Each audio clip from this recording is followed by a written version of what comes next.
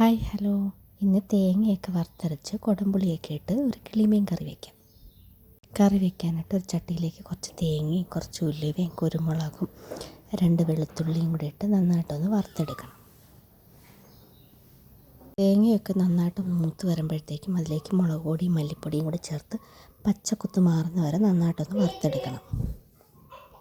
തീയൊക്കെ ഓഫ് ചെയ്ത് നന്നായിട്ടൊന്ന് തണുത്തതിന് ശേഷം മിക്സിയുടെ ജാറിലിട്ട് കുറച്ച് മഞ്ഞൾപ്പൊടിയും കൂടെ ചേർത്ത് അരച്ചെടുക്കണം. നന്നായിട്ട് അരഞ്ഞ് വരണം. ചട്ടി ഒന്ന് ചൂടാകുമ്പോൾ വെളിച്ചെണ്ണ ഒഴിച്ച് കടുക് പൊട്ടിക്കണം. കടുക് പൊട്ടിയതിന് ശേഷം കുറച്ച് ഇഞ്ചിയും വെളുത്തുള്ളിയും പച്ചമുളകും കറിവേപ്പിലയും കുറച്ച് ചുവന്നുള്ളിയും കൂടെ ചതച്ചിട്ട് നന്നായിട്ടൊന്ന് വഴറ്റണം.